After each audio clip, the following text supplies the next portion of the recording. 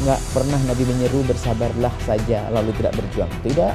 Nabi bilang, jahidu, berjihad, keluarkan senjatamu dan sabar. Maka kami ingin jajar antara sabar dan usaha, sabar dan ikhtiar. Jangan sampai orang hanya berkata sabar-sabar, sebetulnya dia putus asa.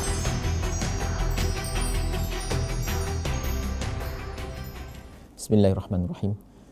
Assalamualaikum warahmatullahi wabarakatuh.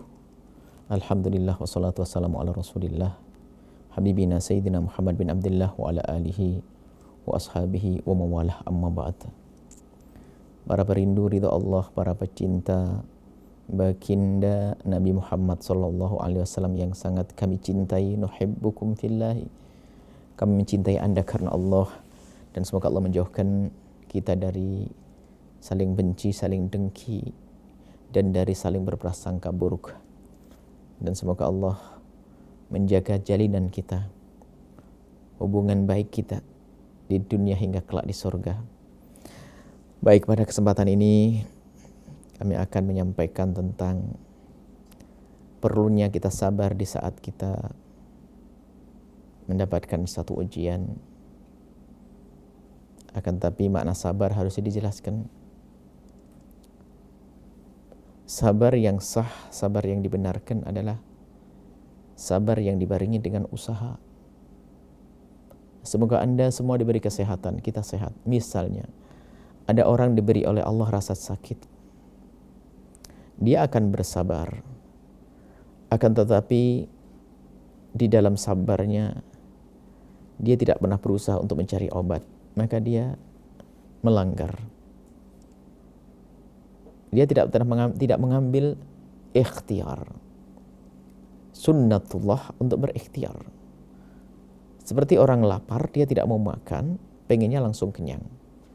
Dan tidak dibenarkan yang demikian itu. Maka, di dalam kita meningkatkan kesabaran kita, maka jangan lupa kita berusaha semaksimal mungkin. Itulah baru sabar itu ada nilainya. Kalau sabar yang tidak dibarengi dengan usaha, bisa jadi bukan gelarnya sabar lagi. Kelihatannya dia tuh sudah sabar. Akan tapi sesungguhnya dia masuk wilayah baru lagi yang tercela, yaitu wilayah apa? Putus asa. Kelihatannya dia sabar, cuman dia putus asa. Sakit gak berobat, sudahlah gak usah berobat, sabar aja deh. Oh, gak begitu. Berusaha tetap. Maka dengan usaha itu sendiri dia mendapatkan pahala. Sehingga jangan sampai orang itu mengesampingkan, meremehkan urusan usaha.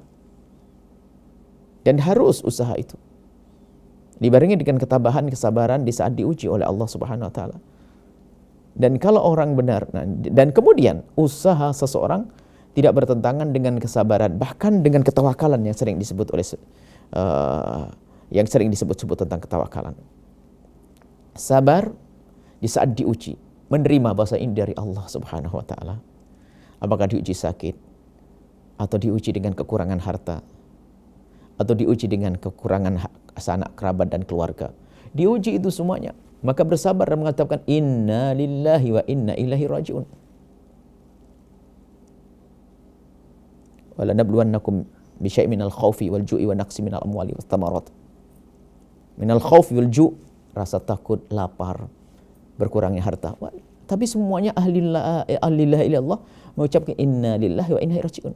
Nah, sabar kita ini baru berarti kalau dalam sabar kita dibarengi dengan ikhtiar yang maksimal. Untuk diri, untuk orang lain, untuk siapapun. Dan jangan mudah masuk wilayah putus asa seolah-olah mengatakan Allah tidak mampu, Allah tidak bisa. Suatu ketika ada seorang bapak sepuh yang masuk rumah sakit. Kemudian sang anak ini bukan anak yang tidak mampu, dia bisa membiayai orang tuanya. Cuman menurut dokter bahwa sang orang tua ini sudah nggak bisa bertahan lama, sehingga kita hanya menunggu waktu saja. Lalu petunjuk dari dokter, pilihannya dua. Satu, dibiarkan begitu saja karena sakitnya sudah lama, dibiarkan begitu saja lalu mengakhiri hidupnya. atau harus dibantu dengan pemompa nafas. Dibantu dengan pemompa nafas itu. Dan ini nggak menjadikan sembuh menurut hitungan medis. Tapi hanya membantu pernafasan sampai nunggu dicabut nyawanya oleh Allah Subhanahu wa taala. Maka sang anak bertanya kepada kami jawab, selagi masih mampu membiayai, biarkan. Karena 1 menit kehidupan orang tua ada nilai pengabdian dari seorang anak. Dan jangan mempercepat kematian seorang ayah. Memang kelihatannya dia kasihan, oh tidak, dia sudah tidak sadar. Hanya nafas saja yang ada gerakan-gerakan. Jangan melakukan tindakan yang mempercepat kematian. Dengan bahasa sabar, jangan-jangan masuk kita wilayah pelit membiayai orang tua. Mungkin kita termasuk orang yang kikir, tidak membiayai orang tua. Biarkan. Semampu kita. Kalau memang kita tidak mampu, lain cerita, kita cari obat lain pun nggak boleh. Misalnya nggak mampu di rumah sakit ini, kita pindah ke yang lainnya, lalu kita biarkan, nggak, harus ada upaya berobat. Dan berobat sampai dicabut nyawanya oleh Allah. Termasuk kemarin ada pertanyaan, ada seorang ibu dalam kandungannya, bayinya adalah bayi yang cacat berat, yang secara medis tidak akan bisa berkembang di saat di alam dunia nanti. Bahkan mungkin tidak akan lama masa hidupnya. Apakah boleh digugurkan? Selagi sudah ditiupkan roh, tidak boleh digugurkan. Bersabarlah. Bersabarlah, karena dengan cara ini Allah akan mengangkat. Pertama bersabar, kemudian usaha. Selagi masih bisa, mungkin kalau kurang vitamin, minum vitamin. Usaha dan usaha. Nggak boleh masuk wilayah putus asa. Nah inilah, maka kami ingin jajar antara sabar dan usaha. Sabar dan ikhtiar. Jangan sampai orang hanya berkata sabar-sabar, sebetulnya dia putus asa. Atau masuk wilayah kekikiran. Sehingga orang tua tersebut lihat bertambah hari, seminggu ternyata umurnya bertambah seminggu. Dari yang prediktor, kalau dicabut seminggu yang lalu sudah wafat. Cuma dikasih pemompa nafas sehingga bertahan seminggu, lumayan. Seminggu adalah kesempatan untuk seorang anak untuk mengabdi. Disitulah keberkahan Allah berikan. Maka jangan sampai di saat diuji oleh Allah lalu kita langsung masuk wilayah putus asa. Akan tapi bersabarlah, kemudian masuklah wilayah ikhtiar. Berusaha semaksimal mungkin, apalagi ini ikhtiar untuk siapa? Untuk orang-orang yang sangat kita cintai, orang tua kita dan yang lainnya. Atau termasuk untuk diri kita sendiri. Jangan sampai kita ini dengan alasan sabar lalu membiarkan sakit yang dirasa. Mungkin anak, mungkin ibu, mungkin saudara. Biarkan, yang penting sabar saja nak, sabar. Iya, kalau memang dia tidak punya kemampuan untuk berobat. Misalnya dokternya jauh, nggak mungkin dijangkau. Hidupnya di tengah hutan atau di kampung yang jauh dari kota-kota. Sehingga mau ke dokter nggak mungkin, dia sabar. Tapi tetap harus usaha. Apapun dia, minta doa kepada orang alim, orang soleh, dan usaha.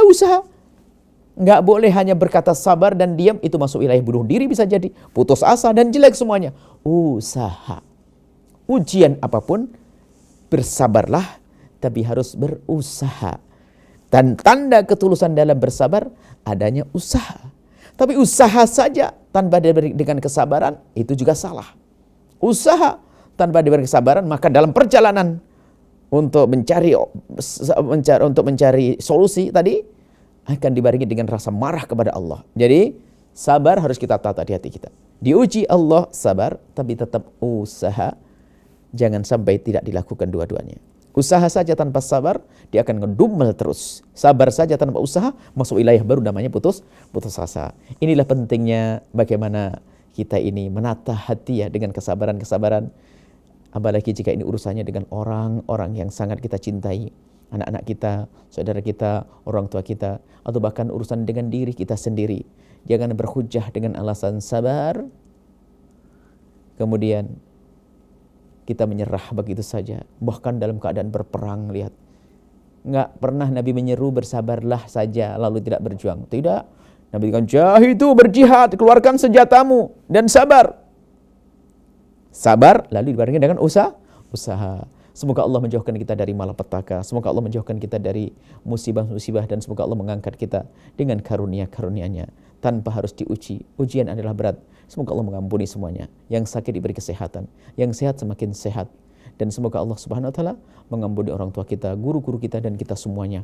Panjang umur, sehat, afiat, husnul khatimah. Wallahu a'lam bishawab. Assalamualaikum warahmatullahi wabarakatuh.